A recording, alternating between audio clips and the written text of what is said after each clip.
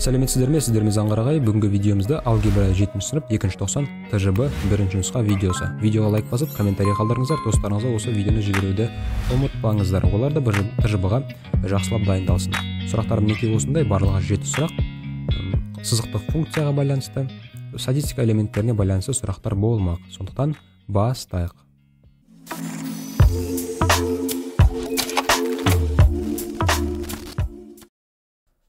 Бірінші сұрақ. Егерде y-тен k бөлінген x функциясының графигі осы a нүктесінен өтетін болса, онда k коэффициентінің мәнін табыңыз дейді.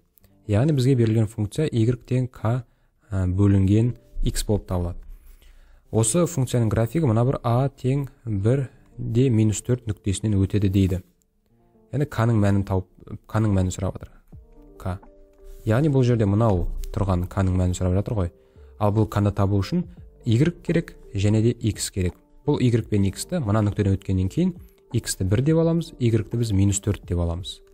Болды, сонда y-тің орнына -4 қоямыз. Тең болады k бөлінген x. x-тің орнына 1 қоямыз. k-ны 1-ге бөлетін болсақ, k-ның өзі шығады, яғни k тең -4 деген жауапты аламыз. Есебіміздің жауабы k тең -4. Ол бізде мына d нұсқасы болып тұр. Түсінікті болса, жалғастырайық.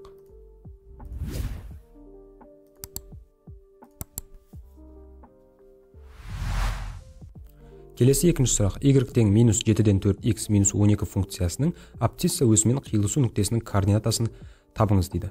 Яғни y тең болады -7-ден 4x азайтылған 12. Абсцисса өсімен қиылысты деген сөз, яғни мынау x өсі, мынау болса y өсі болатын болса, абсцисса мынау x пен қиылысқан жерін айтамыз. Мысалы мынау. Егер x пен қиылысатын болса, оның y-гі 0-ге тең деген сөз. Y-гі 0-ге тең, яғни нүктенің координатасы x және y арқылы жазылады. Y-гі 0-ге тең деген сөз. Y-гі бізде белгілі, яғни x 0. Демек x қана қалды табу керек болып тұрған. Демек мына жердегі y-тің орнына біз 0 қоямыз. 0 тең болады -7-ден 4x азайтылған 12. Мына -12-ні +12 қылып сол жаққа жібереміз. -7-ден 4x болады. Сосын кейін мынау 12 мен 4-ті екеуі де бөлшектің алымында тұрғандықтан қысқартсақ болады. Бұны теңдеуді 3-ке бөлу деп 4-ке бөлу деп айтамыз. Сонда 4-ті 4-ке бөлетін болса 1, 12-ні 4-ке бөлетін болса 3. Демек қалады бізде 3 тең -7-ден 1x. 7 бөлініп тұр, теңдіктің мына бетіне көбейту болып барады. Сонда x тең болады -x болып тұра тұрсын. 21, x тең болады -21. Демек мына жерде -21-де 0 деген сөз. Сәйкесінше A нұсқасы біздің жауабымыз болып тұр. Сіздерде әрине басқаша болады. Сонда да осындай қылып орындайсыздар. Абсцисса өсімен қиылысты десе, y-гі 0-ге тең.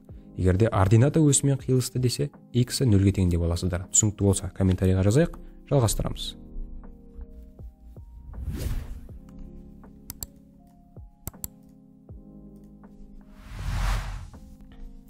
Үшінші сұрақ. 0-де 3 нүктесінен өтетін және y тең -5x функциясының графигіне параллель болатын функцияның формуламен жаз дейді. Яғни мына нүкте арқылы өту керек. 0-де 3 нүктесі арқылы өту керек. Және де y тең болады -5x функциясының графигіне параллель болу тиіс. Ол функцияның формуласын жазайық. Ол да сызықты функция болып табылады. Y тең kx плюс b. Осы жерде k керек бізге жазу үшін функцияны. Және де b керек. K-ның мәнін мұны параллель болатын деген сөзден тауып аламыз. Яғни екі функция бір-біріне параллель болатын болса, олардың k-лары тең болуы тиіс. K дегеніміз ол x-тің алдында тұрған сан, демек ол бізде -5. Жәймендеп біз y тең -5x плюс b деп теңдеуімізді жазып келе жатырмыз. Енді b-ның мәні ғана бізде жеткіліксіз болып тұр. B-ның мәнін табу үшін бізге y керек және де x керек. Бұны айттым. Бұл осы функция жаңа айтты ғой, 0-де 3 нүктесі арқылы өтеді деп.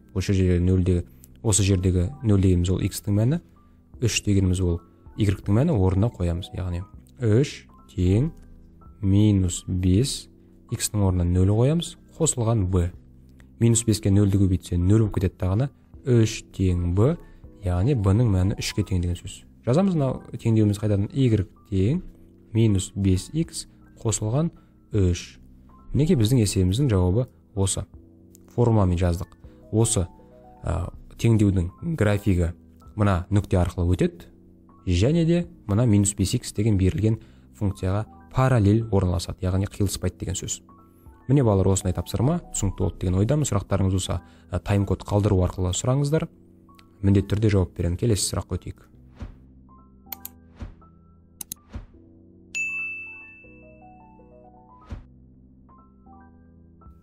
Төртінші сұрақ. Бұл жерде социологтар мектептің 20 білім алушысынан өткен айда әрқайсысы қанша кітаптан оқығандықтары туралы сауал алған дейді. Яғни бір оқушы 3 деп жауап берген, бір оқушы 0, яғни оқыған жоқпын деп жауап берген, біреуі 5, біреуі 1, 2, 3. Яғни әр оқушының қанша кітап оқығандығы жайлы ақпараттар. Енді біріншісі, берілген ақпарат үшін абсолютті және салыстырмалы жиілік кестелерін құрыңыз дейді. Мына кестені қазір құрамыз, абсолют және салыстырмалы кесте. Алдымен біз берілген мәліметтерді реттеп алайық. Яғни 0 деп жауап бергендер қанша? Яғни біреу, сосын 2. 2 оқушы 0 деп жауап беріпті. 0, 0 деп қояйын. Түсінікті ма? Келесі кезекте 1 деп жауап бергендердің санын табайық. 1, 2, 3, 4 болды. 4 рет. Жазып қоямыз. 1, 1, 1, 1. 4 оқушы 1 деп жауап берген. Келесі кезекте 2 деп жауап бергендердің санын тауып көрейік. 1, 2, 3. 3 оқушы 2 деп жауап беріпті. Келесі кезекте 4 деп жауап бергендердің санын табайтын болсақ, 1, 2 болды. Ой, 2-ден кейін 3-ті ұмытып кетіппіз ғой. Жарайды, 4 деп жауап бергендер 2 болсын, 3-терді санайық. 3-терді санайтын болсақ, 1 оқушы, 2 оқушы, 3 оқушы, 4 оқушы, 5 оқушы, 5 оқушы балалар. 3 деп жауап бергендер 5.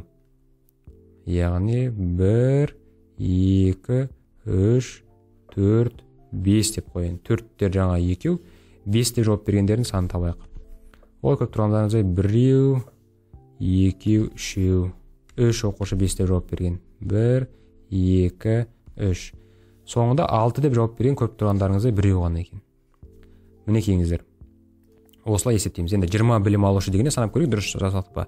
1, 2, 3, 4, 5, 6, 7, 8, 9, 10, 11, 12, 13, 14, 15, 16, 17, 18, 19, 20. Шынымен де 20.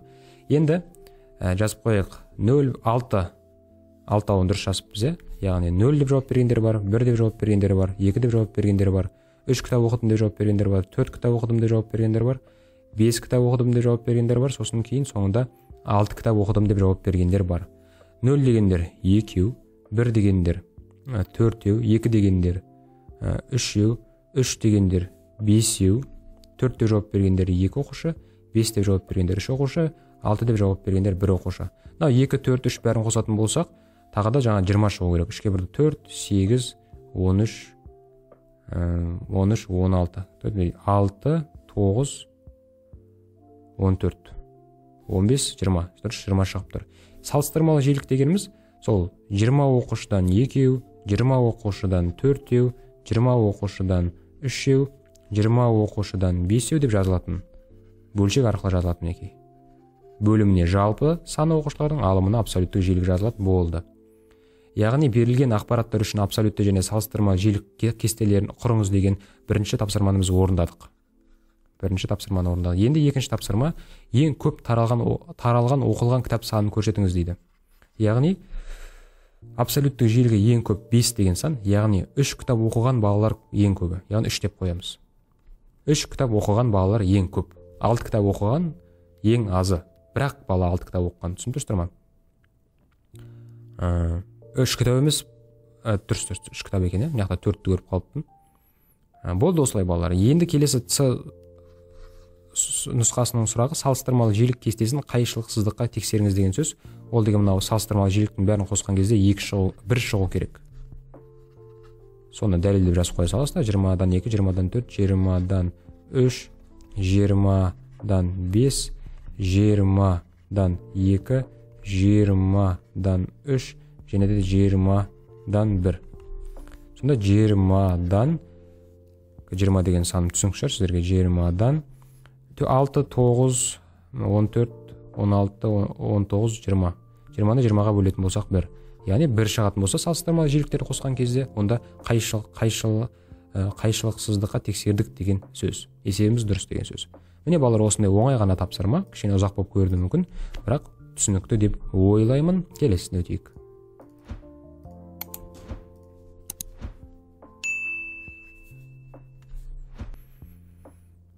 Келесі 5-ші тапсырма. Теңдеулер жүйесін графиктік тәсілмен шешіңіз дейді. Теңдеулер жүйесін қосу немесе азайту тәсілдерімен шешуге болады, алмастыру әдісімен шешуге болады, немесе графиктік тәсілмен шешуге болады. Графиктік тәсілді қазір көрсетемін. Яғни мына теңдеулер жүйесіндегі біз x-тің мәнін табуымыз керек, және де y-тің мәнін табуымыз керек. График тәсіл дегеніміз екі функцияның графиктерін сызып, қиылысу нүктесі жауабы болғандықтан біз x, y болып табылатын, координатасы x, y болып табылатын нүктенің координатасын табуымыз керек. Яғни график тәсіл болғаннан кейін екеуінің де графигін сызамыз. Яғни мына бірінші функцияны жазайық. Y қосылған 1,5x тең болады 2. Y-ті қалдырамыз да x-ті теңдіктің арғы бетіне жібереміз. Бұл дегеніміз y-ті x арқылы өрнектеу болып табылады. Сәйкесінше кесте құрамыз. Кесте құрамыздағына x-тің орнына мәндер береміз. Яғни x-тің орнына мен ең оңай 0 беретін болсам, жылдам ойша есептей саламыз. Мынау 0 болып кетеді да 2 қалады y-ке. Енді x-тің орнына мысалы 2 беруге болады. X-тің орнына 2 беруге болады. 1,5-ді 2-ге көбейтетін болсақ 3 болады. 2 азайтылған 3 дегеніміз -1-ді береді. Осылай график сызу үшін, сызықты функцияның графигін сызу үшін 2 нүктені тапсақ жеткілікті. Оның белгілі нүктелерін. 0-де 2 дегеніміз мынау x0, y2 деген мына нүкте. x2, y-1 деген мына нүкте. x2, y-1. Мінекейіңіздер. Мына нүкте. Демек, осыны сызғыштың көмегімен қосасыздар. Бұлай. Немесе ары қарай ол созылып кете береді. Түсініп тұрсыздар ма? Мінекейіңіздер, сызғыштың көмегімен. Енді келесі екінші функцияның графигін салу керек. 0,5x азайтылған y тең болады 6. Мынау y-ті минус болып тұрған плюсқа айналдыру үшін теңдікті минус 1-ге көбейтемін, яғни бәрінің таңбасын ауыстырам. Минус y плюс y болып жазылады, плюс 0,5x минус 0,5x болып жазылады, 6 минус 6 болып жазылады. Мына минусты ары қарай плюс қылып жібереміз, яғни 0,5x минус 6 деген сөз. Енді осыған тағы да кесте құруымыз керек. Екі нүктенің координатасын табу үшін. Мінекейіңіздер. Бұлай сызайық, және де бұлай сызайық. X, Y. Енді қараңыздар, x-тің орнына тағы да 0 қоя салуға болады. 0,5-ға 0 көбейтсе 0, минус 6 деген жауап шығады. Кішкене үлкендеу сан, жарайды, ештеңе етпейді. Менің декарттық координаталар жүйесіне сияды. Минус 10-ға шейін бар. Кішкентай сан шығатындай етіп мән берсеңіздер болады. Келесі мысалы 2 берсек болады. 2-ден 1-де 2-ге көбейтсек 1 қалады ғой. 1 азайту 6 дегеніміз ол минус 5-ті береді. Осы нүктелерді салайық. 0-де минус 6 дегеніміз мына жерде. Ал 2-де минус 5 дегеніміз мына жерде. Осы екеуінің қиылысу нүктесін қазір график сызамыз. Бұлай кете береді. Ұзыннан ұзақ. И бұлай да. Кішкене қиыс кетіп болған секілді. Мінекейіңіздер. Екі функцияның графигін сыздық. Ол екі функцияның графигі қиылысты мына жерде. Яғни қарасаңыздар, x-і 4-ке тең болып тұр. Y-і минус 4-ке тең болып тұр. Яғни есептің жауабы сол. X тең 4, Y тең болады минус 4. 4-те минус 4 болып, мына жердегі нүктенің координатасы секілді жауабы жазылады балалар. Міне теңдеулер жүйесінің графиктік тәсілмен шешу дегеніміз осылай балалар. Түсінікті айттым деп ойлаймын. Жалғастырайық.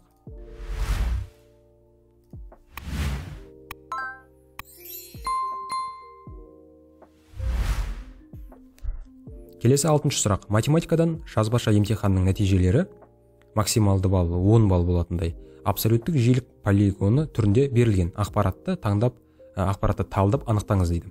Таңдама көлемін, көпшілік оқушылардың алған баллы, егер 8, 9, 10 балларын жоғары нәтиже деп есептесек, жоғары нәтиже көрсеткен оқушылардың пайызын жазуымыз керек. Енді қараңыздар. Бұл жерде таңдама көлемін табу үшін оқушылардың жаңа санын табуымыз керек. Яғни максималды балл 10 балл көріп тұрғандарыңыздай. 6-шы сұрақ деп жазып қояйын мына жерге. Жазайық. 0 балл алғандар қанша? 1 балл алғандар, 2 балл алғандар, 3 балл алғандар, 4 балл алғандар, 5, 6, 7, 8, 9, 10. Балдардың саны. Енді қасына оқушылардың саны. 0 балл алған оқушылар 0. Қараңыздар, көрініп тұр деген ойдамын.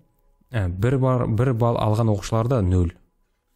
Ал енді 2 балл алған оқушылар жоғары қарай жүресіздер да қандай санмен қиылысып тұр? 5. 2 балл алған оқушылардың саны 5. 3 балл алған оқушылардың саны 3. Ал 4 балл алғандар қайтадан 0 болып қалды. Көрдіңіздер ме? 5 балл алған оқушылардың саны 2. 6 балл алған оқушылардың саны жоғары қарай жүреміз де, көріп тұрғандарыңызда 11 деген санмен қиылысып тұр. Яғни 11 деген сөз. 7 балл алған оқушылардың саны 9. 8 балл алған оқушылардың саны 4. 9 балл алған оқушылардың саны 5. Яғни ең сонда 10 балл алған оқушылардың саны 1 деген сөз.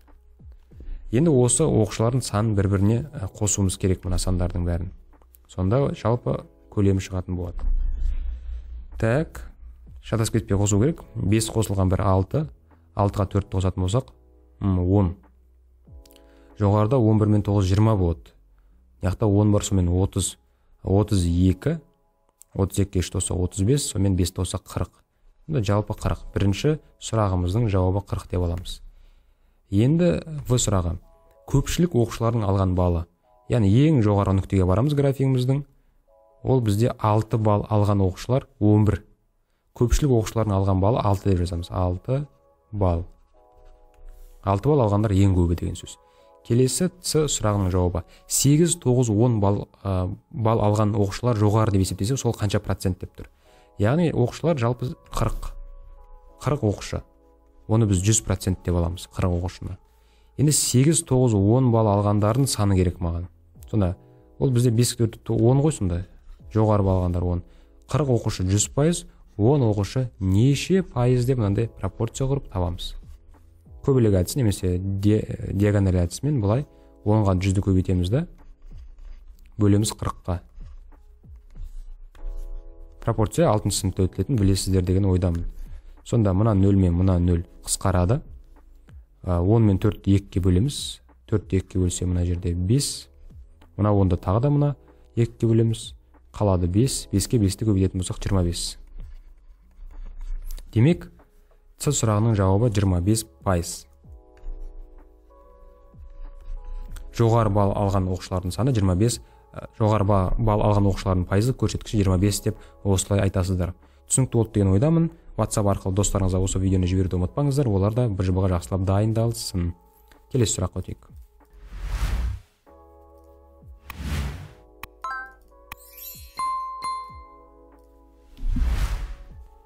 Жетінші сұрақ. Y тең a плюс 1 көбейтілген x плюс a минус 1 функциясының графигі абсцисса өсін минус 2-ден 0 нүктесінде қият дейді. A-ның мәнін табу керек.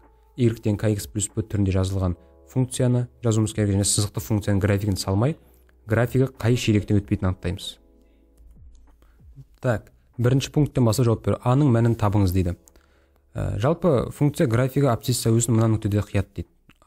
Ақпараттарда мінекей көбінесе осы қиятын нүктеден аламыз. Яғни мысалы осы нүкте арқылы өтеді деген сөз, мына 2 деп тұрғанымыз, минус 2 деп тұрғанымыз x-тің мәні, 0 деп тұрғанымыз y-тің мәні. Сәйкесінше мына функция жазылып тұр бізде y тең a қосылған 1 сыртында көбейтілген x плюс a минус 1. Демек, орындарына қоямыз. Y-тің орнына 0 қоямыз, тең болады a плюс 1, x-тің орнына минус 2-ні қоямыз. Көбейту минус 2 деп. Қосылған a минус 1. Так, жақшаларды ашамыз. Минус 2-ке a-ны көбейтсек минус 2a, минус 2-ке 1-ді көбейтсек минус 2. Қосылған a минус 1. Минус 2 плюс a дегеніміз ол бізде минус a болып табылады. Минус 2 минус 1 дегеніміз ол минус 3. Минус a-ны теңдіктің сол жағына әкелетін болсақ, плюс a болады да, a-ның мәні бізде минус 3-ке тең болады. Бірінші пункттың сұрағына жауап бердік. Так, бірінші пункттың сұрағына жауап бердік. Енді келесі екінші пункттың сұрағы. Функцияны y тең kx плюс b түрінде жазың. Яғни a-ның мәнін орнына қойып жазымыз ғой. Y тең a плюс 1 емес, минус 3 плюс 1 сыртында x қосу a емес минус 3 азайтылған 1. Сонда y тең болады. Минус 3-ке 1-ді қосатын болсақ, минус 2, яғни минус 2x болады. Ал минус 3 минус 1 дегеніміз минус 4. Осындай kx плюс b түрінде жаздық. Сәйкесінше k-ның мәні минус 2 болып тұр, b-ның мәні минус 4 болып тұр. Мінекейіңіздер. Келесі c пунктінің сұрағы. Бұл жерде сызықты функцияның графигін салмай, графигі қай ширектен өтпейтінін анықтаңыз дейді. Мынау бізде Декарттың координаталар жүйесі және функция берілген. Қараңыздар, y тең kx плюс b. Егерде k плюс болатын болса, график төменнен жоғары қарай орналасады. Егер k минус болатын болса, біздің жағдайымызда, онда жоғарыдан төмен қарай түсіп баратқан секілді орналасады. Біздің графигіміз дәл қазір осылай орналасып тұр. Енді b-ның мәні графигімізді мына нүктеден төмен түсіреді, немесе жоғары көтереді. Минус болса түсіреді, плюс болса көтереді. Біздің жағдайымызда графигіміз біздің b-ның мәні минус болып тұр, яғни төмен түседі. Төмен қарай түсіресіздер де, біздің графигіміз демек мынау көк сызық. Төмен түсіріп қоясыздар. Болды. Сәйкесінше бірінші ширектен өтпейді екен. Екінші ширекте график бар, үшінші ширекте график бар, төртінші ширекте график бар. Қай ширектен өтпейді деп тұр. Мына бірінші ширектен өтпегендіктен бірінші ширек деп жауабын жазасыздар. Мінекей балалар, тжб сұрақтарын барлығы осындай. Видеоны кім аяғына шейін қарады, мен соңына дейін көрдім деп жазсаңыздар қуанып қалушы едім. Комментарийларыңызға міндетті түрде жауап беремін. Қоңыраушан басып қойыңыздар, өйткені екінші нұсқа видеосы шығатын болады. Достарыңызға осы видеоны жіберіңіздер, бірнеше сөзден тұратын комментарий қалдырыңыздар. Сонымен келе жатқан жаңа жыл мейрамы құтты болсын. Сіздермен болған Заңғарағай, келесі кездескенше.